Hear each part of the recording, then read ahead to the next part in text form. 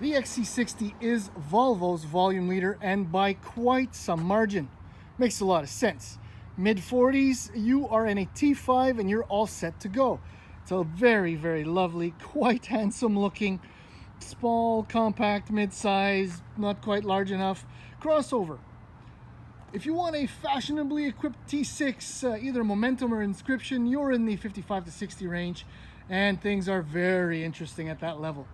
But things get hairy and quite ugly, in my opinion, once you reach up to an Inscription T8.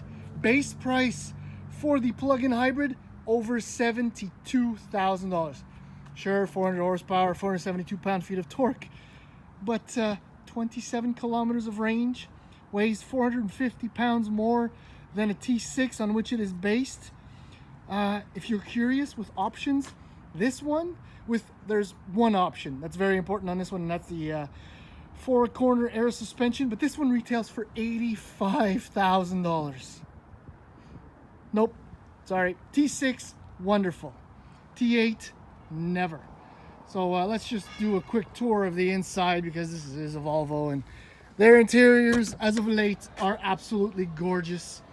Very usable, beautifully finished trunk, plenty of space, storage under the floor, very, very nice.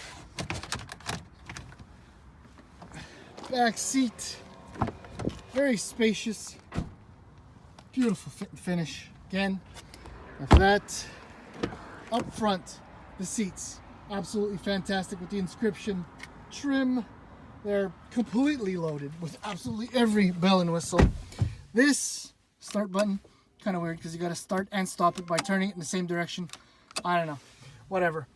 12.3-inch screen, beautiful. However, yeah, it takes a long time to warm up or start up, and it's 7 degrees Celsius today. A couple of days ago it was about 3 degrees Celsius, actually freezing, or very close to, and it took forever to load up. See that? I don't know. Right now it's responding nicely, but I'm having a very, very difficult time with this. Somehow with the XC90 from a few weeks ago, it wasn't this bad. More technology, more problems? I don't know. Drive modes, there they are. You can do just about everything when you set it up. Even in pure Eco Drive, you won't get much more than 30 kilometers, and you'll be suffering for full EV range. But yeah, the interior, absolutely gorgeous. The wood trim, the way it all comes together, sublime.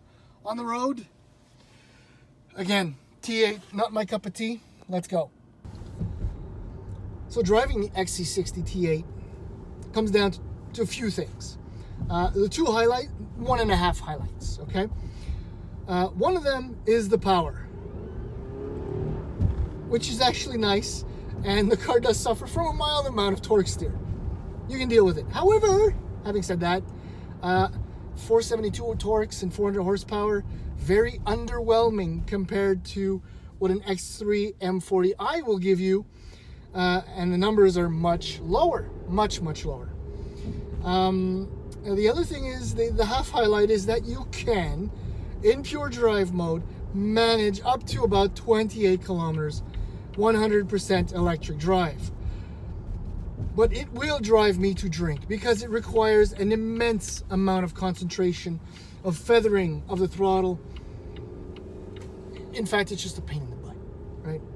I'm averaging just under 8.5 liters per 100 kilometers, which is great, But compared to the XC90 T6 I had a few weeks ago, I average about 9.7 liters per 100 kilometers. To pay an extra $14,000 on the XC60 T8 over an XC60 T6 is ridiculous. And the greatest incentive you can get is in Quebec right now, and it's $4,000. That's it. 10K for a little bit of fuel economy, a little bit improved fuel economy, snake oil, complete uselessness. And I didn't mention, this thing weighs 450 pounds more than a T6. What? I don't get it. Totally don't get it. What I do get is the $2,400 option. That is the air suspension on this vehicle. absolutely brilliant. Available on the T6, get it. Otherwise, and one of the most annoying things are the brakes. In fact, it's the transition between the hybrid mode and the fully electric mode. When the engine shuts off, the brakes kind of become hyperactive. It has to possibly do with regen braking, but the slightest touch and the brakes kind of overreact. It becomes very jerky, especially in stop and go traffic. Possibly with more time behind the wheel and we get used to it, I would modulate the brake pedal a little bit better. But right now, after a few hundred kilometers, closing in on 500 actually, I can't take it. I cannot handle it. Another reason why the plug-in hybrid is no good. Steering is beautiful. Handling overall fantastic, thanks to the air suspension. Stays relatively quiet in here. It is overall a beautiful drive.